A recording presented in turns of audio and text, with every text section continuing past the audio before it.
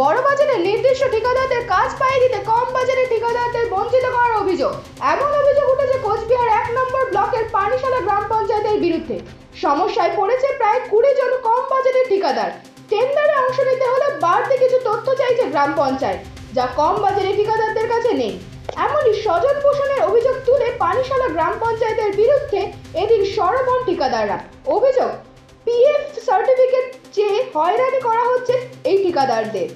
বিক্ষোভকারীরা বলেন, এই গ্রাম পঞ্চায়েতে যখন ৩৭ লক্ষ টাকার টেন্ডার হয়েছিল তখন এত তথ্য চাওয়া হয়নি। যত তথ্য ৭ লক্ষ টাকার ছোট কাজের ক্ষেত্রে দাবি করছে গ্রাম পঞ্চায়েত। বিক্ষুব্ধ ঠিকাদারদের অভিযোগ, পানিশালা গ্রাম পঞ্চায়েতের স্বজন পোষণের জন্য নির্দিষ্ট ঠিকাদারদের কাজ পাইয়ে দিতে ঠিকাদারদের একাংশ বঞ্চিত করছে। তবে পানিশালা গ্রাম পঞ্চায়েতের নির্মাণ সহায়ক জানান, আগে কি নিয়ম ছিল জানা নেই, তিনি নতুন দায়িত্বে এসেছেন। সবাই পানিশালা অঞ্চলেরই ঠিকাদার বা এই অঞ্চলে আমরা কাজকর্ম করি। আমাদের অভিযোগ বলতে আজকে টেন্ডারে যে ডকুমেন্টগুলো চাওয়া হয়েছে সে ডকুমেন্টগুলো হয়তো আমাদের কাছে নেই বা আমাদের সেটা বানানো নেই।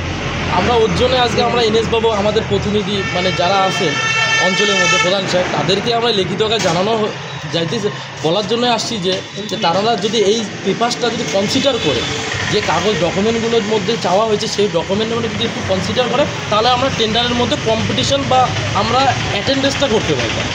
ওর জন্য আজকে আমরা একটা লিখিত আকারে সেটা জানানোর জন্য আজকে অঞ্চলের মধ্যে হাজির। এনারা যা চাইছে, এই বিগত দিনে যা কাজ হয়েছে, ৩৭ লাখ টাকার টেন্ডার একবারে করেছিল প্যাকেজ হিসেবে। তো সেই ৩৭ লাখ টাকার টেন্ডারে যা যা ডকুমেন্ট চাওয়া হয়েছে তা আমাদের কাছে ছিল বা আছে এখনও। এখন এরা ৭ লাখ আর ৯ লাখ টাকার একটা প্যাকেজ করেছে বা কাজ করেছে, তার মধ্যে পিএফ চেয়েছে এবং কী চেয়েছে, ইএসআই চেয়েছে। ESI certificate, PF certificate. আমরা যারা ছোটোখাটো ঠিকাদার আছি, আমরা যে কজন আছি এখানে ১৮-২০ জন ঠিকাদার আছি, এদের কাছে আমরা ৪ লাখ ৫ লাখ টাকার কাজ করি। আমাদের পক্ষে সম্ভব না আমরা পিএফ বানাই, পিএফের কাছে আমরা যাই। আমাদের এখনও পিএফ আমরা বানাইনি, পিএফ সার্টিফিকেট এখনও পাইনি। এই ডকুমেন্টগুলো যে চাওয়া হয়েছে, বডি এই ডকুমেন্টগুলো চাইছে তার এক কারণে, যে কাউকে না কাউকে কাজটা পাইয়ে দেওয়ার কারণে। আমার মনে হচ্ছে যে কাউকে না কাউকে কাজটা পাইয়ে দেওয়ার কারণে এই ডকুমেন্টগুলো চাওয়া হয়েছে।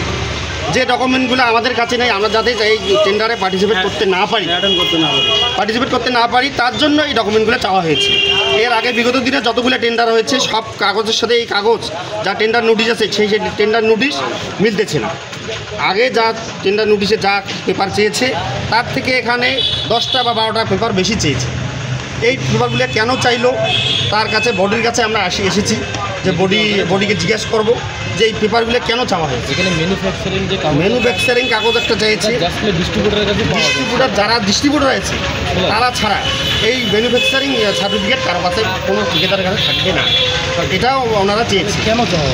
এইটা কেন চাওয়া হলো, কাউকে কাজটা পাইয়ে দেওয়ার কারণে চাওয়া হলো, নাকি আমাদেরকে এই পার্টিসিপেট থেকে বঞ্চিত রাখার জন্য চাওয়া হলো, সেই কথাটা লিখিত আকারে আমরা জানাইলাম। আমার এনএস সাহেব আছে এখানে, এনএস সাহেবের সঙ্গে একটু কথা বলবো, এনএস সাহেবকে জিজ্ঞেস করবো যে এই পেপারটা চাওয়ার যে বডির কারণটা কি, কেন চাইলো। কোথাও অনিয়মের অভিযোগ আনছে? না, অনিয়মের কথা বলতেছি না। অনিয়ম বলতে যে আগের যে টেন্ডারগুলো হয়েছে, যে ৩৭ লাখের টেন্ডার হয়েছে তাতে কোনো পিএফ চাওয়া হয়নি। এখন ৭ লাখ টাকার টেন্ডারে পিএফ চাওয়া হয়েছে।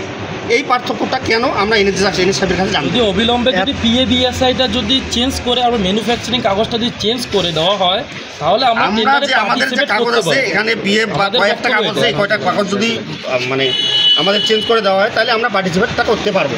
হ্যাঁ, আগে কী হয়েছে সেটা তো আমি বলতে পারবো না, আমি এখানে রিসেন্ট জয়েন করেছি। এখন বডিতে যেটা সিদ্ধান্ত নিয়েছে ওরা, বডি কমিটি টেন্ডার কমিটি আমাদের যারা আছে তারা যে সিদ্ধান্ত নিয়েছে যে এই ডিপার্টমেন্টের রিকোয়ারমেন্ট আছে ওইভাবে নোটিশ করা হবে। আপনারা নিয়মের বাইরে না, নিয়মের মধ্যে থাকে, নিয়মের মধ্যে। এখন ওরা আপত্তি জানিয়েছে, আমি সেটা কনসিডারের জন্য আমি আমার বডিকে এখন জানাবো। বডি যদি সিদ্ধান্ত পরবর্তী দাদা, আপনি আসার পর আপনার নাম কি দায়িত্বে রয়েছে? কাজগুলো হয়েছিল, আপনি তো ছিলেন তখন। দাদা, আপনার নাম কি দায়িত্বে রয়েছে? দিগ্বিজয় রায়। কি দায়িত্বে রয়েছে? নির্মাণ সহায়ক।